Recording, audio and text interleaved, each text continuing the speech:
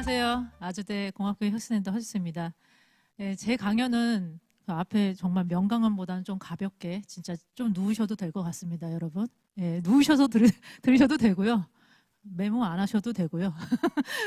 편하게 들으셨으면 좋겠어요. 자, 제가 제목을 쉬어가면 어때요? 라고 했는데요. 사실 이게 좋게 얘기하면 쉬어가면 어때요? 라는 권유형 같죠? 사실은 그런 건 아니고요. 공대생에게 이렇게 얘기를 하는 거예요. 톤은 쉬어가면 어때? 좀 어때서? 뭐 이런 말투로 생각하시면서 오늘 강의를 좀 들으셨으면 좋을 것 같습니다. 사실 제가 이 강의를 제안받았을 때 좀 당황했어요. 내가 무슨 말을 하지? 포스트 코로나? 난 별로 이렇게 전문가가 아닌데, 그쪽 방향의 전문가는 아닌데 내가 무슨 이야기를 해야 되지? 그래서 한번 책을 좀 찾아봤어요. 포스트 코로나 아니면 코로나에서 교보문고에 찾아봤더니 벌써 1000권이 넘는 책이 코로나에 관련된 책이 나와버린 거예요. 그래서 이 책을 몇 권 정리해서 학생들에게 알려줄까 하다가, 사실 저는 코로나 전문가는 아니거든요. 코로나 이후에 어떤 학과가 유망할지, 어떤 역량을 키워야 될지, 세계가 어떻게 바뀔지 전 알지 못해요. 그러나 한 가지는 할 수 있겠죠. 제가 잘하는 거. 제가 잘하는 게 뭘까라는 생각을 해서 오늘의 이야기를 준비했습니다. 바로 실패한 공대생입니다. 쉬어가면 어때요? 하는데 갑자기 실패한 공대생이 나왔죠. 사실은 저는 공대생이었습니다. 지금은 뭐 교육학과를 졸업한 박사라고 하지만 저는 학부는 공과대학을 나왔습니다. 지금도 유명한 학과지만 25년 전에도 참 유명한 학과를 나왔어요. 그리고 제가 원하는 학교에, 또 제가 원하는 최고의 학과에 들어갔습니다. 물론 제가 학과를 선택한 이유는 여러분하고 똑같아요. 왜냐? 취업이 잘 돼서 갔어요. 그리고 국어보다는 수학이 더 재밌었어요. 맞죠? 국어보다는 수학이 더 재밌었고 또 좀 잘했고, 그리고 취업이 잘 되고 한다니까. 그래서 학교에 들어갔습니다. 제가 들어갈 당시에요, 학과의 여자가 70명 중에 1명이었어요. 저 공대 아름이었습니다. 인물은 이래도 인기가 참 많았고 나름 CC도 해보고 여러 가지 대학 생활을 즐기면서 이제 졸업반에 오게 되었습니다. 근데 말이죠, 제 당시에는요, 모든 선배들이 70~80%가 대기업을 갔습니다. 대기업이요.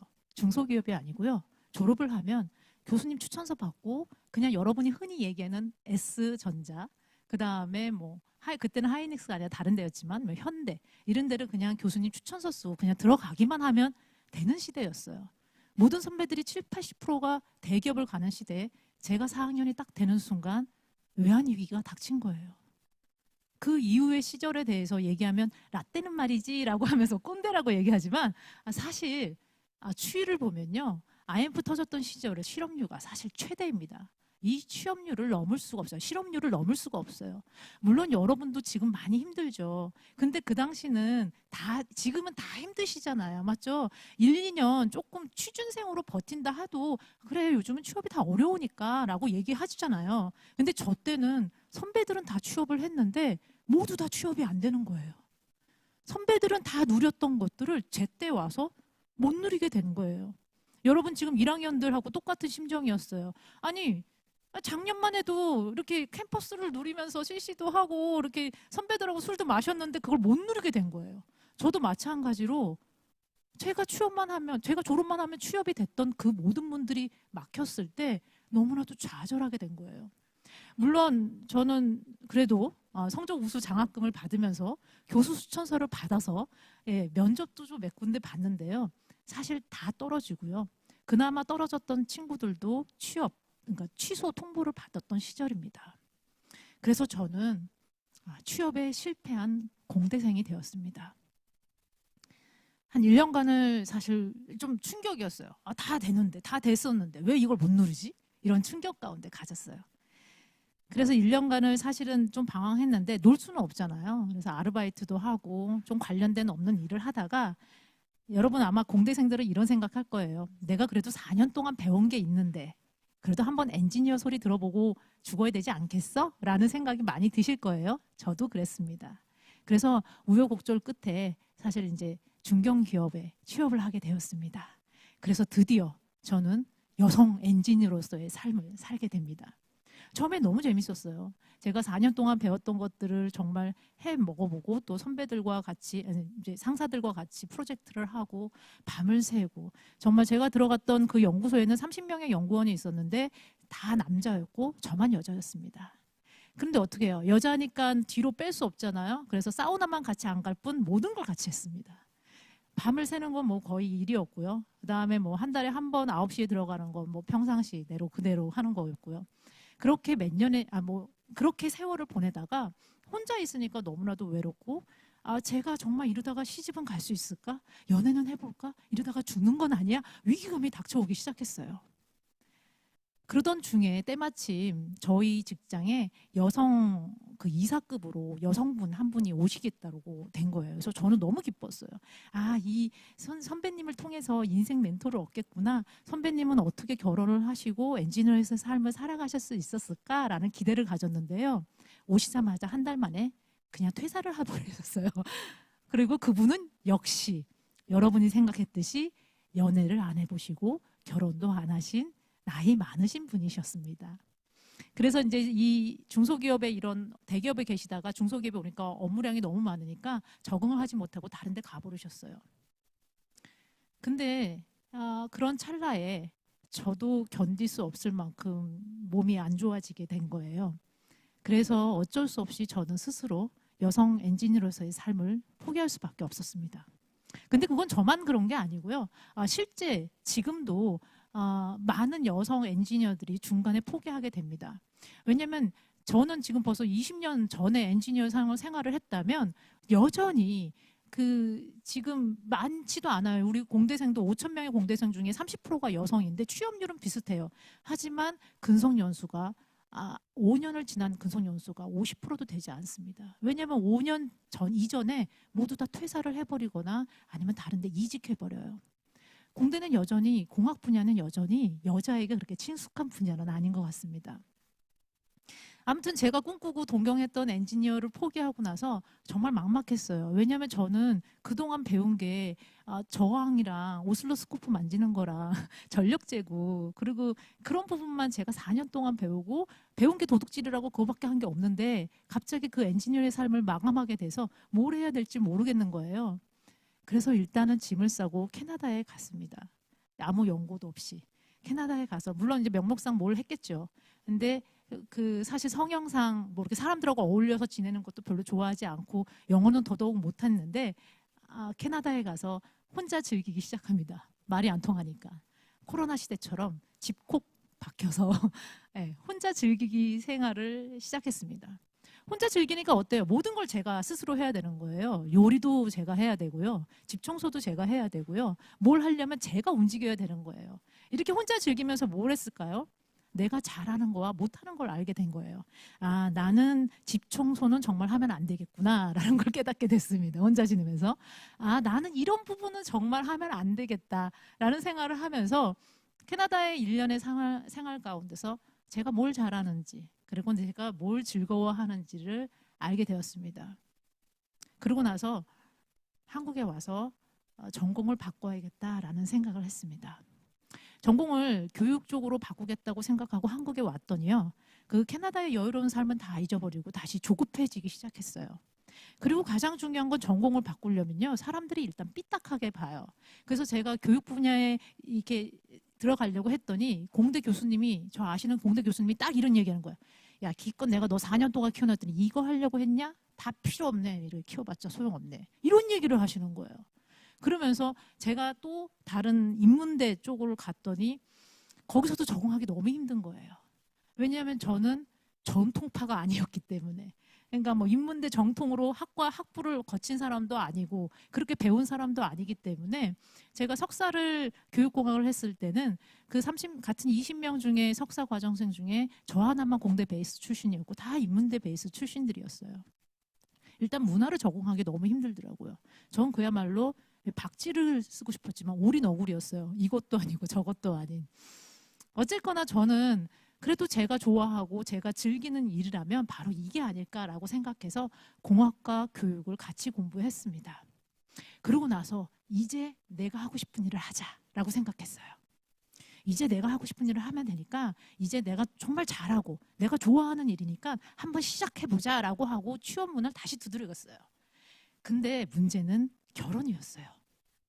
사실 그 당시 제가 이제 결혼을 했거든요. 결혼을 했는데 취업을 하려고 딱 들어갔는데 저 자리는 정말 제 자리였어요. 저만 할 수밖에 없는 자리였거든요.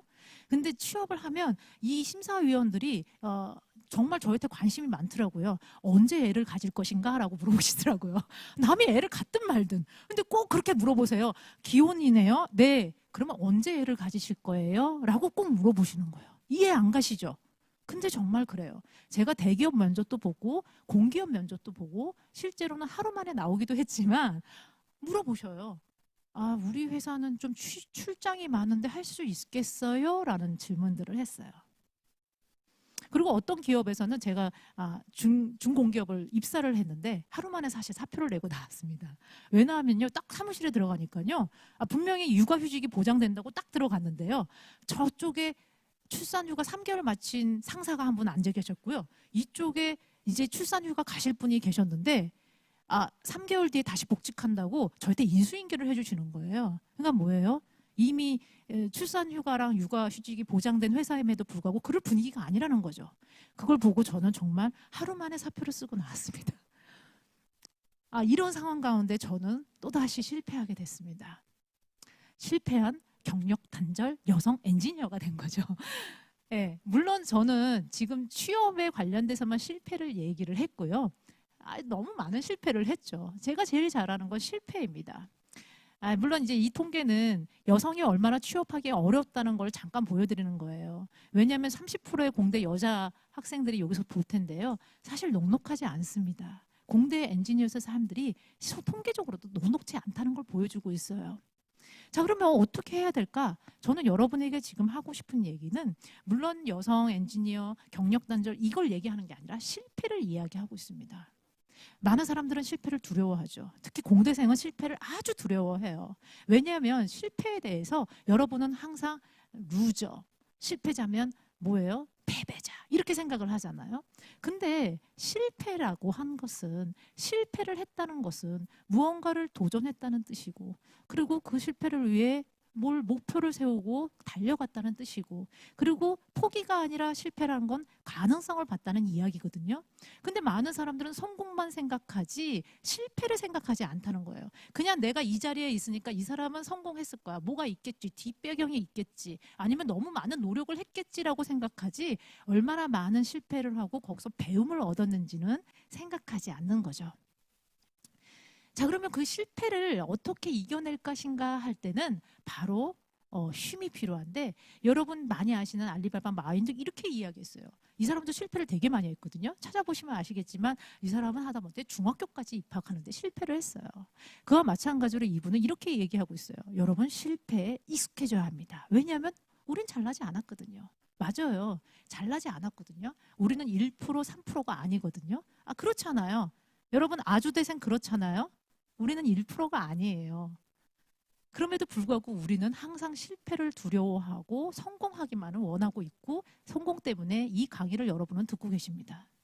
자, 그러면 왜 실패해서 우리가 어떻게 그런 배움을 얻을 것인가? 사실은 실패를 했다면 그냥 바로 달려가는 게 아니라 내가 뭘 잘못했지 하고 잠깐 멈춰가는 게 가장 중요하거든요. 왜냐하면 내가 길을 찾을 때도요, 잘못 들었어요. 그럼 뭘 해요? 핸드폰을 꺼내서 막 내비게이션을 찾아보잖아요. 구글 맵을 열어야 되잖아요. 그럴 때 어때요? 계속 잘못된 길을 가시면서 여세요? 아니잖아요. 잠깐 멈춰서 앱을 켜고 그 다음에 다시 방향 설정을 하잖아요. 그러기 위해서는 멈춤이 필요하거든요. 터닝 포인트가 필요한데 많은 사람들은 이 쉬어가기를 하지 않죠. 왜냐하면 주변에서 그렇게 가니까, 그냥 막 가니까, 너도 가고 나도 가고 너도 가니까 이 길이 맞겠지 하고 덩달아 가잖아요. 그래서 제가 생각했어요. 왜 특히 공대생들이 이렇게 쉼을 싫어할까? 왜 이렇게 쉬는 걸 어려워할까? 라고 생각했더니 다 이것 때문이에요. 뭐라고 생각하세요? 바로 이솝 우화 때문에 그래요. 뭐냐면요, 토끼와 거북이 때문에 그래요. 제가 보기에는 이 잘못된 이야기가, 우리가 쉼이 바로 게으름이다, 아, 쉼은 정말 무서운 거야. 쉬면 안 돼. 패배자야. 이렇게 생각하는 것 같아요. 자, 여기서 거북이는 승자고요. 토끼는 자서 게을러서 이 실패를 하게 됩니다. 경주에 실패를 하게 됩니다. 근데 이렇게 생각해 보세요. 여기서 토끼가요. 만약에 어젯밤에 캡스톤 디자인을 마감한 공대생이라고 생각해 보세요. 어때요? 이해되시죠? 자야 돼요, 토끼는. 안 자면 죽어요, 토끼는. 어제 캡스톤 디자인을 했기 때문에. 공대는 정말 바쁘거든요, 공대 학생들은. 그렇기 때문에 좀 자줘야 돼요. 기절한 거예요, 토끼는. 경주에서 진 게 아니고요. 자, 이런 경우를 한번 생각해 볼게요. 또 다른 경우로. 또 다른 이솝 우화에서는, 또 다른 이야기에서는 토끼를 뭐라고 얘기해요? 꽤 많은 토끼라고 이야기를 해요. 무슨 얘기예요? 토끼는 달리기는 좀 못하고 끈기는 없어요. 맞죠? 그러나 꾀가 많아서 호랑이를 놀려먹어요. 많은 사람들은 토끼와 거북이에서 토끼의 게으름만 탓하죠. 하지만 호랑이와 토끼 사이에서 꾀가 많다는 건 생각하지 않아요. 그래서 세 명을 한번 모아봤어요. 자, 호랑이와 거북이와 토끼를 모아봤어요. 자, 여기서 누가 이길까요? 아까 전에 누가 오래 달리기를 할 때는 토끼가 졌지만 제가 보기에는 이 상황 가운데서는 토끼가 이길 것 같아요. 맞죠? 여러분, 한 가지 잣대만으로 실패를 규정하고요. 한 가지 잣대만으로 성공을 규정해요. 기계공학과 나왔기 때문에 기계공학에서 1등하면 현대차 들어간다고 생각하는 게 한 가지 기준 아니에요? 기계공학과 나온 학생들이 다른 거 하면 안 돼요? 음악 하면 안 돼요? 기계공학과 나온 아이들이 뭐 좀 경영 정도 하면 안 돼요? 근데 왜 우리는 자꾸 기계공학과에서 1등만 하려고 하세요? 다른 기준으로. 왜냐하면 사람마다 다른 게 많거든요. 각자 잘하는 게 참 많은데 우리 공대생 학생들은 그걸 모른다는 거죠. 자, 또 다른 거 한번 생각해 봤어요. 왜 사람들에게 쉼이 필요할까? 우리 공대생들에게 왜 쉼이 필요할까? 바로 많은 사람들이 자꾸 동물 얘기해서 죄송해요. 동물의 세계가 아닌데 이 개미에 대해서 연구를 했다고 합니다. 애리조나에서 개미에 대해서 연구를 했더니요. 이 개미가 성실하다고 생각하잖아요. 다 게으른 자요. 개미에게서 배워라 라고 얘기하는데 실제로 개미가 성실하지 않다는 거예요. 따져봤더니요. 45%는 놀고 있는 개미라는 거예요. 그러니까 전체 100% 중에 한 50%가 놀고 있는 개미고 나머지 한 30%가 열심히 일하고요. 한 15%가 거기서 막 공사하거나 막 사냥하고요. 15%는 그 번데기나 그 애벌레 돌본다고 하는 거예요. 그리고 나머지 45%는 그냥 놀고 있는다는 거예요. 그래서 만약에 연구학자들이 막 추측을 했어요. 그럼 왜 이 개미들이 놀까? 왜 개미들이 40%나 놀고 있을까라고 연구를 하는데 사실 밝혀진 건 없죠. 개미에게 물어볼 수는 없으니까. 근데 비슷한 시기에 일본에서도 연구를 진행합니다. 일본에서도 마찬가지로 개미를 연구했을 때 한 40%가 놀고 있었대요. 그래서 실험을 하게 됩니다. 이 40%중 개미를 성실하게 일하는 개미를 없애버린대요. 그러니까 40% 놀고 있는 개미 중에 또 다른 개미들이 나와서 일을 한다고 하는 거예요. 자, 그리고 또 두 집단으로 나눠봤어요. 두 집단을 나서 어떤 개미는 성실한 개미만 두고 어떤 집단은 그냥 노는 개미만 뒀다는 거예요. 그리고 어떤 집단은 다 섞어놨다는 거예요. 그랬더니 가장 오래 존속하는 집단은 섞여 있는 집단이 가장 오래 존속했다는 거예요. 뭘 의미할까요? 자연의 섭리 자체가 쉼이 필요하다는 거예요. 우리는 항상 일하는 존재가 아니거든요. 우리는 항상 무언가를 목표로 이렇게 일하는 게 자연의 섭리가 아니거든요. 어느 정도 쉼이 필요하고 우리 삶 가운데 자유가 있어야 되는데 그걸 무시하고 우리 공대생들은 지금 내가 멈춰 있는 게 뒤처지는 게 아닐까? 내가 지금 멈춰 있는 게 게으름 피우는 게 아닐까? 지금 내가 멈춰 있는 게 패배자가 아닐까라는 생각을 가지고 있다는 거죠. 자, 여러분. 그렇기 때문에 쉼이라는 것들은 우리가 게으르고 성과가 없고 이런 게 아니라 우리를 리프레시하는 것이고 우리가 지금 잘못된 방향으로 가고 있다면 목표를 재설정하는 거고요. 그 다음에 변화를 위해서 필요한 거죠. 자, 여기서 변화라는 얘기를 제가 별로 쓰고 싶지는 않아요. 왜냐하면 너무 좀 강한 의미가 아닌 것 같아요. 좀 혁신이라고 얘기해도 좋을 것 같아요. 자, 이제 코로나로 얘기를 잠깐 바꿔볼까요? 많은 사람들이 코로나 전후, 아까 전에 이제 교수님께서 얘기했듯이 코로나 시대라고 했으면 좋겠다 얘기하는데요. 코로나, 여러분 어떠세요? 코로나 시대 이후에 어떤 변화가 우리 가운데 있을까요? 사실 저는 알지 못해요. 코로나 가운데 어떤 학과가 유망할까요? 저 좀 가르쳐 주세요. 저도 60대 이후에 또 직업을 가져야 되거든요. 뭘까요? 코로나 이후에 어떤 변화가 있을까요? 자, 근데 저는 이렇게 생각해요. 코로나는 바로 변화를 위한 숨고르기다라고 생각해요. 분명히 코로나 이후에는 세상은 변할 겁니다. 전 단 하나는 단언할 수 있어요.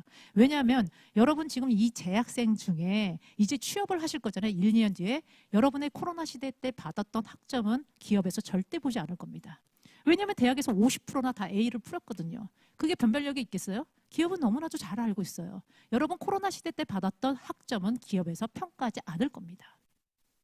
그리고 이제는 기업에서는 대학교 때 뭘 실패했냐, 학점이 얼마나 좋냐를 보지 않고 뭐에 미쳐 있는가를 볼 겁니다.